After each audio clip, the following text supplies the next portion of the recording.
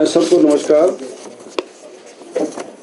आपके ध्यान में रहे जिन विषयों को आज इस प्रेस कॉन्फ्रेंस में उठाया जा रहा है, इसी के संदर्भ में आपके ध्यान में रहे कि मैंने एक प्रेस कॉन्फ्रेंस 23 सितंबर 2024 को की थी, जिसमें मैंने ये जो HPPCL के जो प्लांट्स लगे हैं उनके विषय में, उनमें हो रहा भ्रष्टाचार, उसमें हो रही अनियमितताएं, इन सभी विषयों के बारे में मैंने 23 सितंबर 2024 को प्रेस कॉन्फ्रेंस की थी। अगर सरकार ने सुना होता तो बिमल नेगी आज जिंदा होते। क्या कारण है कि आज हिमाचल प्रदेश के अंदर इतना बड़ा इंसिडेंट हो गया, उसके बावजूद सरकार CBI से इस सारे विषय को क्यों नहीं लेके जाना चाहती? सरकार की मंशा ऐसी क्यों है? और सरकार की मंशा ऐसी क्यों है, मैं कुछ तथ्यों के साथ आपके बीच में कुछ विषयों को उठाना चाहता हूं। मुझे ऐसा लगता है उन विषयों की गंभीरता को समझते हुए इस प्रदेश के मुख्यमंत्री श्री सुखविंदर सिंह सुक्खू जी को ये सोचना चाहिए, ये समझना चाहिए कि जिस प्रकार की परिस्थितियां इस पर्टिकुलर डिपार्टमेंट में हुई हैं, ऐसी ही परिस्थितियां पूरे हिमाचल प्रदेश में और भी बहुत से ऐसे विभाग हैं जिसमें बनती जा रही हैं। क्या इनसे हमें कुछ सीखना है? क्या प्रदेश के अंदर जो बाकी विभाग है जहां पे भ्रष्टाचार हो रहा है, अनियमितताएं हो रही हैं, रोज आवाज उठ रही है, क्या हिमाचल प्रदेश की सरकार उन विषयों को गंभीरता से लेगी?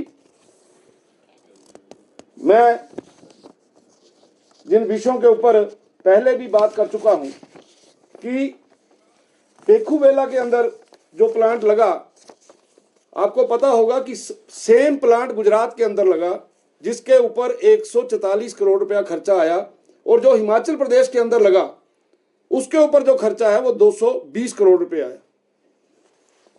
और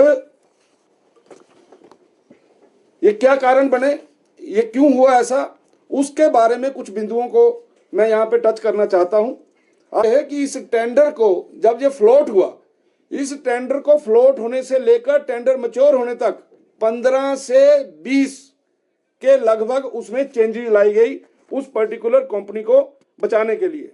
क्या मैं आपके माध्यम से यह भी पूछना चाहता हूं कि उस कंपनी ने जो 2 फॉर्च्यूनर्स और जो 4 इनोवा किन किन अधिकारियों को दी, कौन कौन से पॉलिटिशियन है जिनके पास दी गई, क्या इसकी भी इन्वेस्टिगेशन की जाएगी? आज ये कहा जा रहा है कि ओंकार शर्मा जी की अध्यक्षता में जो है एक जो है वो उसकी इन्वेस्टिगेशन हो रही है, लेकिन ओंकार शर्मा एक प्रशासनिक अफसर हैं, उनको वहां की जो टेक्निकल चीजें हैं उसके बारे में किस व्यक्ति को साथ में लगाया है? और अगर ओंकार शर्मा जी ने वो रिपोर्ट बना के तैयार कर दी है तो मैं तो ये मांग करता हूं आप सब चैनलों के माध्यम से कि उस रिपोर्ट को सार्वजनिक किया जाए।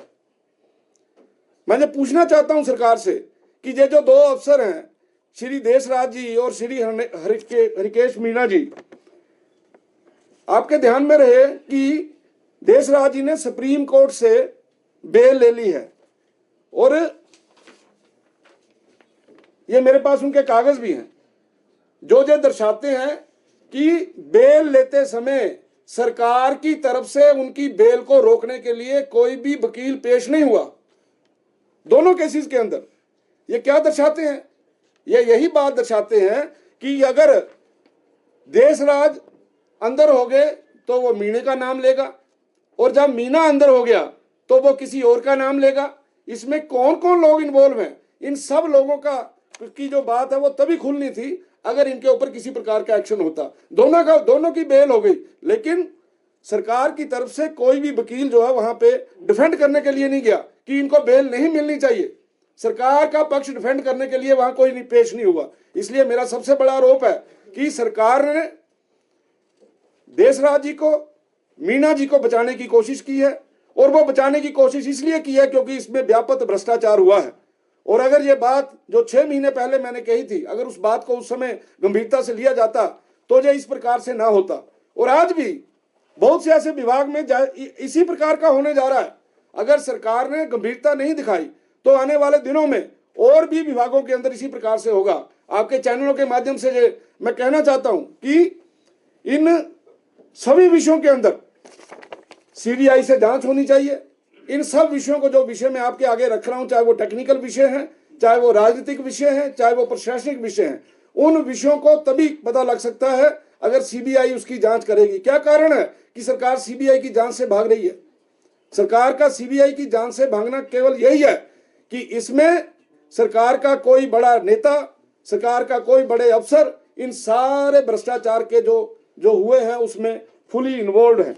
आपके ध्यान में रहे, होता सरकार की रिकमेंडेशन होती है तभी विभाग में सीबीआई की जांच होती है। मुझे दुख होता है, इतनी हल्की मानसिकता के साथ आदरणीय सुक्खू जी बात करते हैं।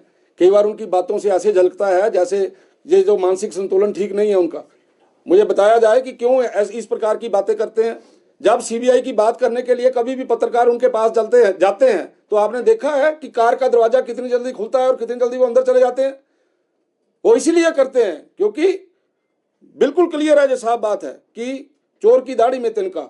और ये सारे का सारा जो एपिसोड है इसके बारे में सीबीआई की जांच होनी चाहिए, ऐसा मेरा मानना है।